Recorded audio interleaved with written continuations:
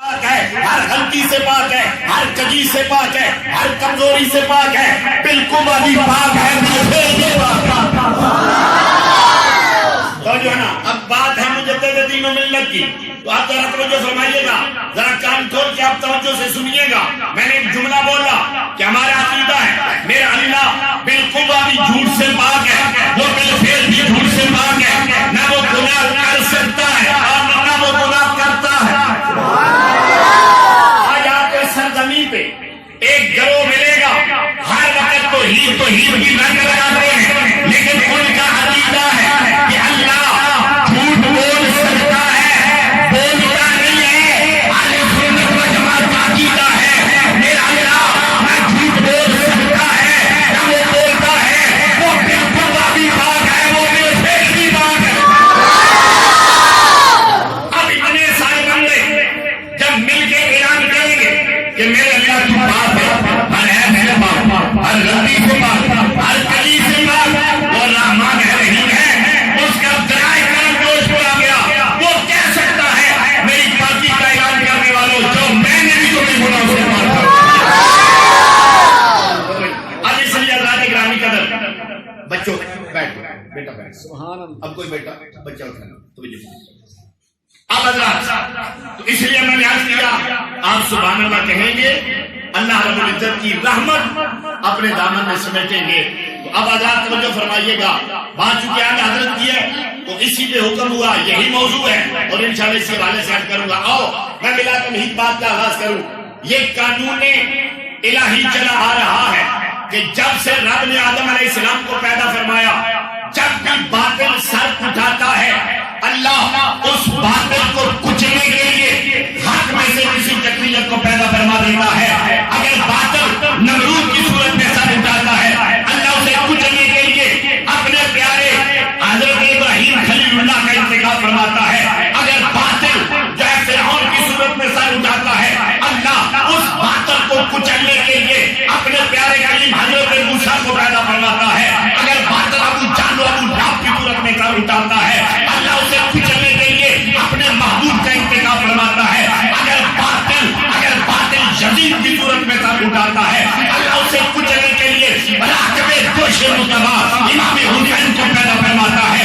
اگر راکب اکبر لادین کی صورت میں سر اٹھاتا ہے اللہ اس فتنے کو کچلنے کے لیے حضرت مجدد دین و ملت حضرت مجدد ثانی شیخ احمد سرہندی کو پیدا فرماتا ہے. اور جب ہندوستان کی سرزمین پہ نجدی جنگ سر اٹھاتی ہے تو اللہ اس نجدی فتنے کو کچلنے کے لیے جس بدلے شریف کو پیدا کرتا ہے دنیا اسے امام احمد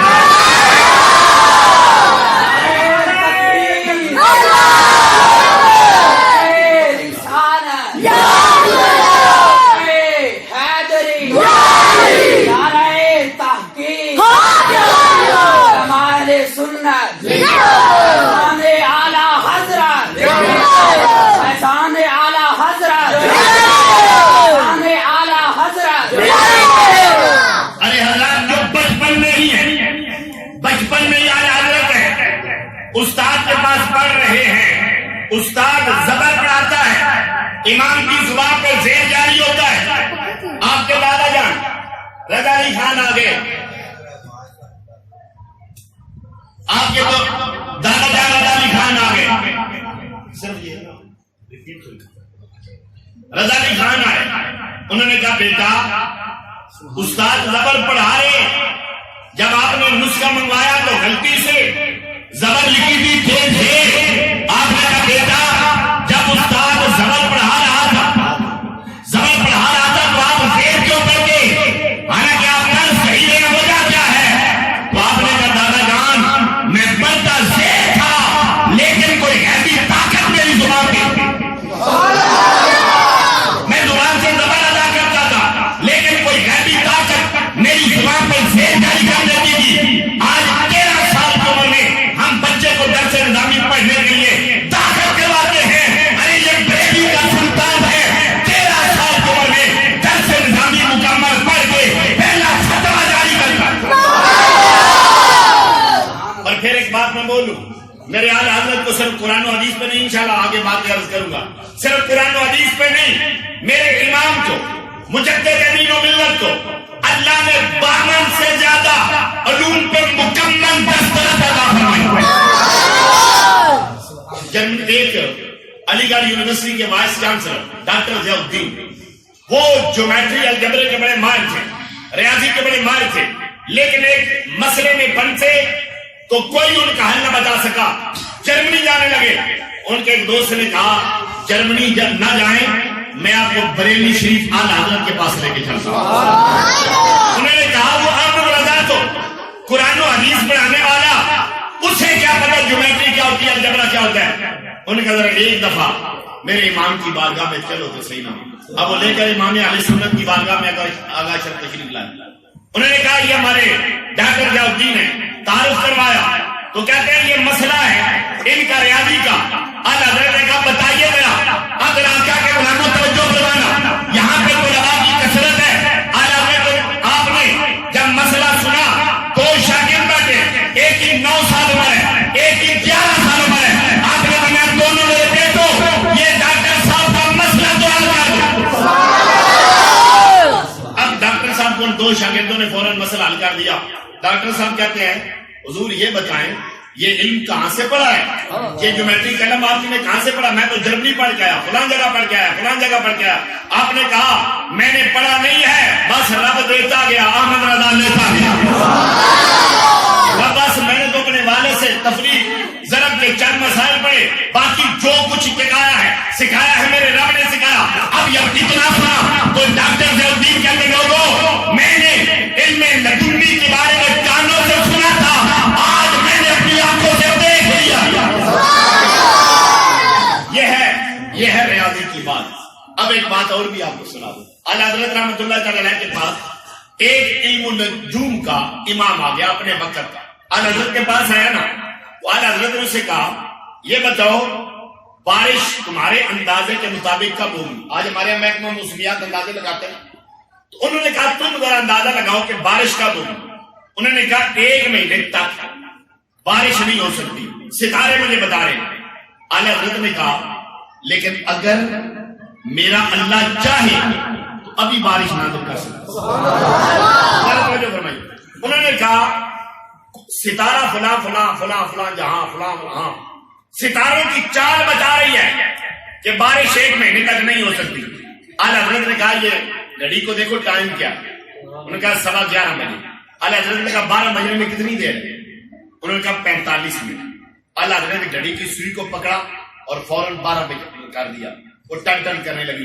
آپ نے فرمایا دیکھو 12 ابھی بج گئے. آپ کہہ رہے ہیں 45 منٹ ابھی باقی ہیں، پونا گھنٹہ باقی ہے. انہوں نے کہا حضور اگر اپنی رفتار سے چلتی، ذرا توجہ فرمائیے گا آپ کو بڑا لطیف نکتہ ملے گا، کہ اپنی رفتار سے چلتی تو پھر تو 45 منٹ لگنے تھے. اب آپ نے چلا لیا ہے. آپ نے فرمایا تو جس طرح گھڑی کو احمد رضا 1 سیکنڈ میں وہ 45 منٹ کو یہاں لا سکتا ہے، تو کیا میرا ستاروں کو کنسیڈر کر کے ابھی بارش نہیں لا سکتا؟ ابھی مسئلہ سمجھایا لیکن اللہ کی عطا دیکھو میرے امام احمد رضا نے. ابھی آپ نے اپنے لفظ بولے آسمان سے موسلادھار بارش کا نزول شروع. میرے رب نے میرے امام کو اور علوم میں بھی مہارت تامہ عطا فرمائی تھی. اب اذان گرامی قدر ذرا توجہ فرمائیے گا. اذان میں ایک اذان سن لیں اب تو میرے امام کو اللہ نے علوم پہ مہارت تامہ عطا فرمائی ہے. اب قرآن و حدیث میں جو آپ قبول ہے وہ تو میں بعد میں عرض کروں گا. پہلے ذرا آپ نے تھوڑی سی سیرت و کردار کے حوالے سے میں عرض کر دوں، آپ کے مقام کے حوالے سے عرض کر دوں. اعلیٰ حضرت رحمت اللہ تعالی علیہ آپ ایک دفعہ میلاد شریف کا پروگرام ہے، بیان کریں، سامنے ایک بندہ نظر آیا. یہاں سے بتانا چاہتا ہوں میرا امام صرف انسانوں کا ہی استاد نہیں، وہ جنوں کا بھی استاد ہے. میلاد شریف کے جلسے میں بندہ سامنے بیٹھے، اعلیٰ حضرت اسے اٹھا لیا. آپ نے فرمایا ادھر ہوگا. جب وہ آپ کے قریب آیا نا، آپ نے فرمایا تو مجھے انسان نہیں لگتا، سچی بات بتا کون ہوں؟ اس نے کہا میں کو کاف کے جنوں کا سردار ہوں. اب اعلیٰ حضرت نے اسے کیا کہا وہ ذرا سنیے. اعلیٰ حضرت نے فرمایا یہ بتا تیری عمر کتنی ہے؟ اس نے کہا میری عمر کا صحیح پتا تو میری ماں کو ہوگا لیکن مجھے اندازہ ہے. اعلیٰ حضرت نے فرمایا کیا اندازہ ہے؟ اس نے کہا مجھے اتنا پتا ہے کہ میں نے نوح علیہ السلام کے طوفان کو اپنی آنکھوں سے دیکھا. اب آپ نے فرمایا جب تم نے نوح علیہ السلام کا طوفان دیکھا ہے نا پھر تو تو اللہ کے بڑے بڑے نبیوں سے ملا ہوگا. اس نے کہا ہاں میں حضرت ابراہیم علیہ السلام سے ملا, میں حضرت شعیب علیہ السلام سے ملا, حضرت یعقوب علیہ السلام سے ملا, حضرت موسیٰ علیہ السلام سے ملا, اسماعیل علیہ السلام سے ملا, اسحاق علیہ السلام سے ملا. نبیوں کا گناتا گیا. جب پہنچا نا حضرت عیسیٰ علیہ السلام پہ میرے آل حضرت کی آنکھیں نمناک ہو گئی. آپ نے فرمایا پھر بتا تو نے تو میرے محبوب کا بھی دیدار کیا ہوگا, تم نے تو میرے مصطفیٰ کا بھی دیدار کیا ہوگا نا. اتنا گانا اس نے کہا ہاں میں نے حضور کا دیدار کیا. آپ نے کہا ذرا سرکار کی کوئی بات تو بتا. اس نے کہا باتیں نہیں, میں آج نبی کو دکھا دوں. اس نے کہا مصطفیٰ کی باتیں نہیں, آج مصطفیٰ کا دیدار آپ لوگوں کو نہ کروا دوں. آج حضرت کا کیا مراد ہے؟ اس نے کہا میں نبیوں کے تبرک چوری کرتا تھا. ایک نبی کا تبرک چوری کرتا, دوسرے نبی کے ہاتھ پہ توبہ. اس نبی کا تبرک چوری کرتا, اگلے نبی کے ہاتھ پہ توبہ. کہتے ہیں ایک آئینہ جسے سامنے رکھ کے میرے آقا اپنی زلفوں کو سوارا کرتے تھے. حضرت میمونہ کے پاس وہ آئینہ تھا, میں نے وہ آئینہ وہاں سے اٹھا لیا. وہ آئینہ میرے پاس ہے, اگر آپ کہیں تو میں آپ کو وہ آئینہ دکھا دوں. اب آؤ ذرا آقا کے غلاموں توجہ کرنا. وہ گیا, چند منٹ کے بعد وہ آئینہ لے کے آیا. سید عبدالرحمن کہتے ہیں جب وہ آئینہ آتا ہے ہم نے اپنی آنکھوں سے دیکھا, کہا میں آئینہ دیکھوں گا, مجھے آئینے سے اپنا چہرہ نظر آ جائے گا. سادہ صاحب دیکھیں گے انہیں آئینے سے اپنا چہرہ نظر آ جائے گا. علامہ صاحب دیکھیں گے انہیں آئینے سے اپنا چہرہ نظر آ جائے گا. حاجی بکر صاحب دیکھیں انہیں آئینے سے اپنا چہرہ نظر آ جائے گا. ہر کوئی آئینہ دیکھتا ہے, اسے آئینے سے اپنا چہرہ نظر آتا ہے. لیکن جب آئینہ مصطفیٰ آتا ہے جو بھی دیکھتا ہے اسے اپنا چہرہ نظر نہیں آتا, تو ضمیر مصطفیٰ نظر آتا ہے.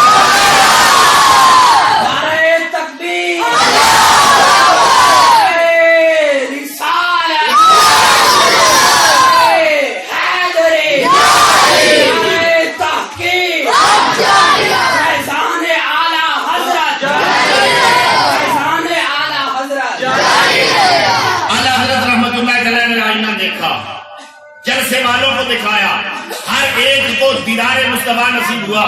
اب اگلا جملہ سنو. آپ نے کہا کوئی اور تبرک حضور کا تیرے پاس ہے؟ اس نے کہا ایک تبرک اور ہے. کہا کون سا؟ اس نے کہا ایک پتھر. جب رسول اللہ گزرتے تھے نا تو وہ میرے نبی پہ سلام عرض کرتا تھا. اور آج میں آپ کو بتاؤں, یہ آپ کہتے ہو نا جو الصلوۃ والسلام علیہ کا یا رسول اللہ, یہ صرف انسانوں کا وظیفہ نہیں ہے. مولانا شیر کتاب بتاتے ہیں کہ جب ہم مکے کی وادیوں میں رسول اللہ کے ساتھ گزرا کرتے تھے, ہمیں پتھروں اور درختوں سے یہ آواز آتی تھی, السلام علیکم یا رسول اللہ.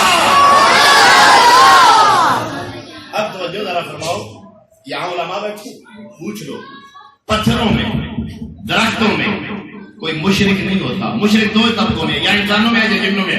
نہ کوئی فرشتہ مشرک ہے, نہ اللہ کی کوئی اور مخلوق مشرک ہے. مشرک یا انسانوں میں ہے یا جنوں میں ہے. تو اب پتھر کہہ رہا ہے السلام علیکم یا رسول اللہ, درخت کہہ رہا ہے السلام علیکم یا رسول اللہ, تو امتی کہہ رہا ہے السلام علیکم یا رسول اللہ, السلام علیکم یا رسول اللہ. اب حضرت نے کہا وہ پتھر دکھاتے ہیں. اب وہ گیا پتھر لے کے آیا. اب جب وہ پتھر لایا نا, حضرت نے شاگردوں کو کہا سارے کھڑے ہو جاؤ. وہاں پر جلسے والوں کو کہا کھڑے ہو جاؤ. سارے کھڑے ہونے کہا مل کے ذرا درود پڑھتے ہیں. مصطفیٰ جامع رحمت پہ لاکھوں سلام, شمع بد میں ہدایت پہ لاکھوں سلام. راوی شاہ صاحب فرماتے ہیں کہ جب ہم نے کھڑے ہو کے پڑھا نا مصطفیٰ جامع رحمت پہ لاکھوں سلام, ہمیں اس پتھر سے بھی باریک آواز آتی ہے.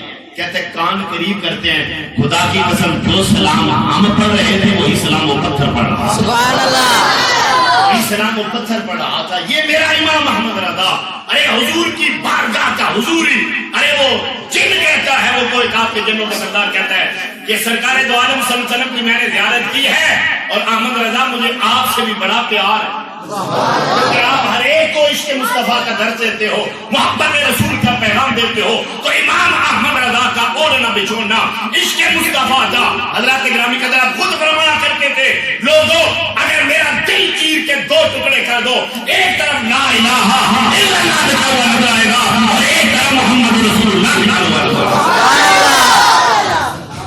اور وہ حضرات گرامی قدر ابھی توجہ فرمائیے گا, میں نے ابھی آپ کے ترجمہ قرآن کی طرف آنا ہے.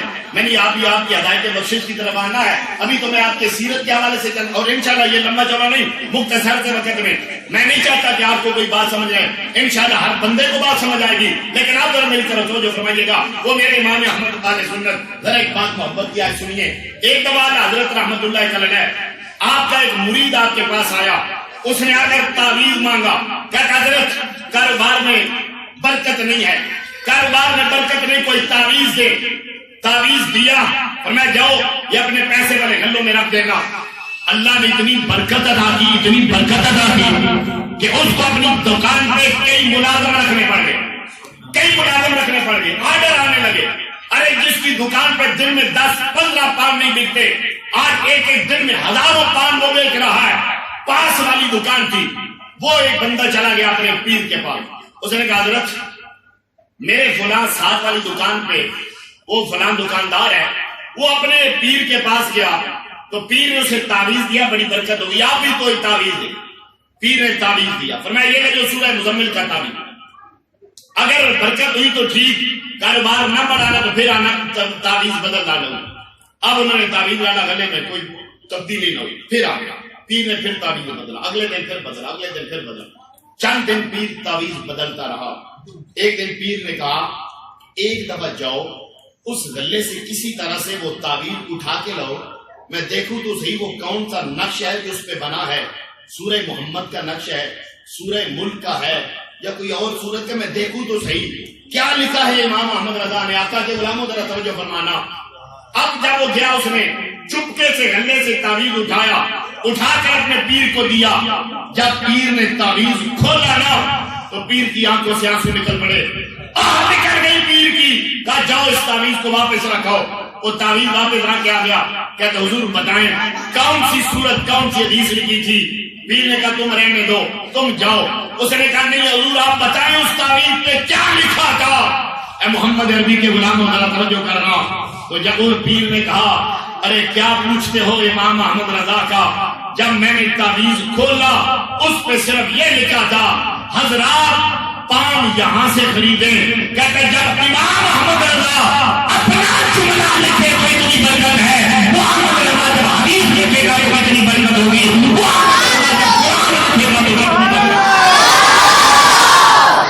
لکھا کیا ہے حضرات پان یہاں سے خریدیں. تو جب احمد رضا یہ لکھے تو اتنی بیٹا چاچو کو لے گیا خاموش ہو جائے. تو اب اعلیٰ حضرت جب یہ کلمات لکھے, رب ان کلمات میں اتنی برکت ڈال دیتا ہے. تو وہ بریلی کا سلطان جب قرآن و حدیث لکھتا ہوگا تو اندازہ لگاؤ حضرت گرامی قدر کتنی برکتیں رحمتیں نازل ہوتی ہوں گی. اور میرے وہ امام احمد رضا ایک بات ذرا سنیے, آپ کا دل باغ باغ ہو جائے. اعلیٰ حضرت رحمت اللہ تعالی علیہ کا ایک مرید تھا, نام ان کا تھا امجد علی. ذرا توجہ کرنا, امجد علی آپ کے ایک مرید تھے. تو انہوں نے ایک دفعہ شکار کرنے گئے, غلطی سے ایک بندے کو شکار لگا, وہ مر گیا. سزائے موت کے آرڈر جاری ہو گئے.